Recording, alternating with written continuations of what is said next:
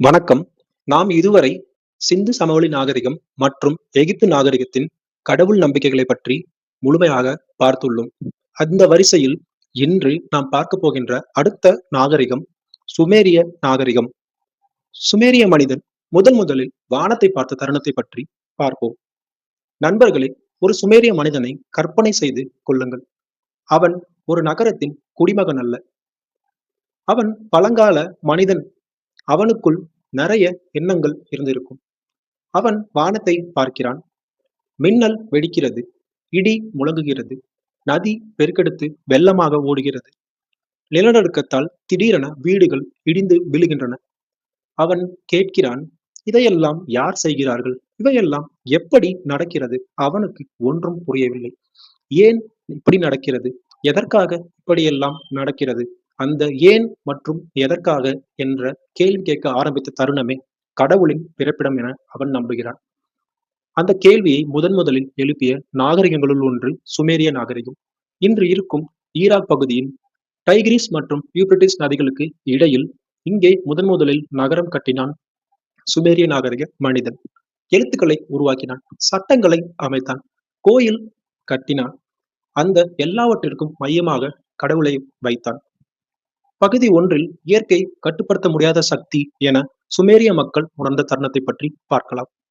சுமேரிய நிலம் மிகவும் வளமான நிலம். ஆனால் அதே சமயம் ஆபத்தான நிலமும் கூட. நதி எப்போது பெருக்கெடுக்கும் என்று யாருக்கும் தெரியாது. எப்போது வற்றும் என்றும் யாருக்கும் தெரியாது. இந்த நிச்சயமின்மை மனிதனை உள்ளிருந்து உருக்குலைத்தது. பாவம், அவன் என்ன செய்வான்? மனித மனம் ஒரு இயல்பை கொண்டது. நமது சீரற்ற நிகழ்வுகளை அது ஏற்காது. அந்த நிகழ்வுகளுக்கான காரணத்தை எப்பொழுதும் தேடும். அதனால்தான் அவர்கள் சொன்னார்கள், இந்த நிகழ்வுகள் சீரற்றது. இதற்கு பின்னால் ஒரு சிந்தனை இருக்கிறது. அந்த சிந்தனை கண்டிப்பாக கடவுளாக இருக்க வேண்டும் என சுமேரிய மக்கள் நம்பினார்கள். அதனால்தான் சில கடவுள்கள் உருவானார்கள். அந்த கடவுள்களில் முதல் கடவுள் என்லில்.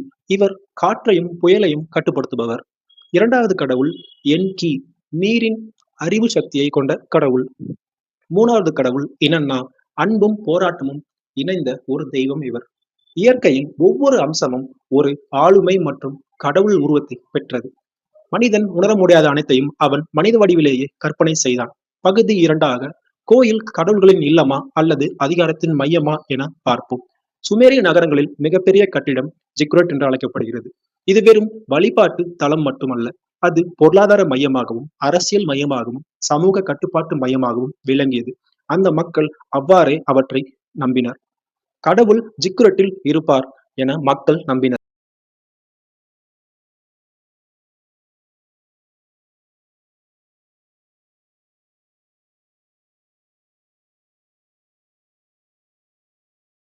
இங்கு ஒரு முக்கியமான தத்துவ உண்மை. கடவுள் நம்பிக்கை சமூக ஒழுங்கை உருவாக்கியது. மனிதன் தனியாக இருந்தால் சமூக ஒழுங்கை பின்பற்ற மாட்டான். ஆனால் அவன் சமூகமாக இருக்கும் பொழுது கடவுள் மீதுள்ள நம்பிக்கையால் சமூகம் ஒழுங்காக இருக்கும் என நம்பினான். அவ்வாறு கடைபிடித்தான். பகுதி 3ஆக எழுத்து கடவுளின் தேவையா என பார்ப்போம். உலகத்தின் முதல் எழுத்து முறைகளில் ஒன்று குறியெழுத்து. அந்த குறியெழுத்து முறை ஏன் உருவானது? அதற்கான தேவை என்ன? கோயில்களில் கணக்கு பதிவு, காணிக்கை பட்டியல், விவசாய கணக்குகள், அதாவது கடவுள் வழிபாடு நிர்வாகத்திற்கு வழிவகுத்தது. நிர்வாகம் எழுத்து வளர்ச்சியை தூண்டியது எனவே கூறலாம்.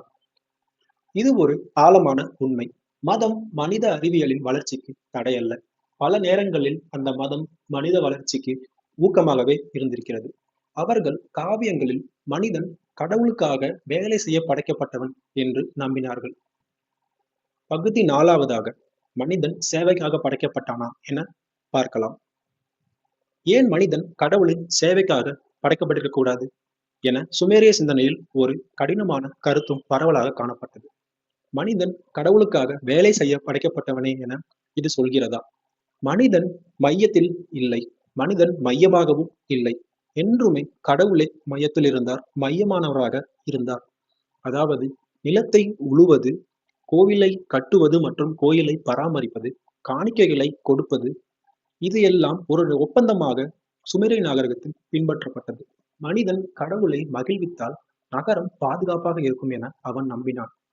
அதனாலேயே காணிக்கைகளை வாரி வழங்கினான். கோவில்களை பாதுகாத்தான். இது உளவியல் பாதுகாப்பு இருக்கலாம். ஆனால் இவற்றை அவன் முழுமையாக நம்பினான். இந்த கட்டுப்பாடு ஒரு மாயை மட்டுமே. இப்பொழுதும் பகுதி 5ஆக பெருவெள்ளம் தண்டிக்கும் கடவுளா என பார்க்கலாம். சுமேரிய காவியங்களில் ஒரு பெருவெள்ள கதை உள்ளது. கடவுள் மனிதனை தண்டிக்க வெள்ளத்தை அனுப்புகிறார் என அவர்கள் ஆணித்தரமாக நம்பினார்கள். ஒரு நீதிமான் மட்டும் காப்பாற்றப்பட்டு மீண்டும் அந்த சமூகம் நாகரிகம் வளர்க்கப்பட்டது என அவர்கள் நம்பினார்கள். இந்த கதை பின்னர் பல மதங்களில் தோன்றி பல வடிவங்களை பெற்றது. இதில் உள்ள தத்துவத்தை நாம் காண வேண்டும். அந்த தத்துவம் என்னவென்றால், கடவுள் என்பது அன்பு மட்டும் அல்ல, அவர் நீதியையும் கொடுப்பார், தண்டனையையும் அதே நேரத்தில் கொடுப்பார் என அந்த சுமேரிய மக்கள் நம்பினார்கள். மனிதன் தனது குற்ற உணர்வை கடவுளின் தீர்ப்பாக கற்பனை செய்தான். ஒரு தவறிழைக்கும் பொழுது ஒரு குற்ற உணர்ச்சி ஏற்படும் அல்லவா? அந்த குற்ற உணர்ச்சியை கடவுளின் கருத்தாகவும் கடவுளின் தண்டனையாகவும் நினைத்தான். நிறைவு பகுதிக்கு வந்துவிட்டோம். சுமேரிய மக்கள் இயற்கையின் பயத்தை அனுபவித்தார்கள், மரணத்தை பார்த்தார்கள், அதனால் சமூகத்தை உருவாக்கினார்கள், நகரத்தை வடிவமைத்தார்கள், அரசாட்சியை அமைத்தார்கள், அதற்கு மையமாக கடவுளையே வைத்தார்கள். கடவுள் வானத்தில் இருந்தாரா? நாம் அறியவில்லை, சுமேரிய மக்களும் அறியவில்லை. ஆனால் அவர் இருந்த இடம் உறுதி. அந்த இடம் சுமேரிய மக்களின் மனித மனம். பயம் இருந்த இடத்தில் கடவுள் பிறந்தார். அர்த்தம் தேடும் இடத்தில் கடவுள் உருவானார். சமூக ஒழுங்கு தேவைப்பட்ட இடத்தில் கடவுள் அதிகாரம் உள்ளவராக விலகினார். சுமேரியர்கள் கடவுளை கண்டார்களா என வரலாறு நமக்கு சொல்லவில்லை. ஆனால் அவர்கள் அறியாத உலகத்திற்கு ஒரு கதையை உருவாக்கினார்கள். அந்த கதையின் பெயர் என்ன தெரியுமா? கடவுள். வாழ்க தமிழ். நன்றி.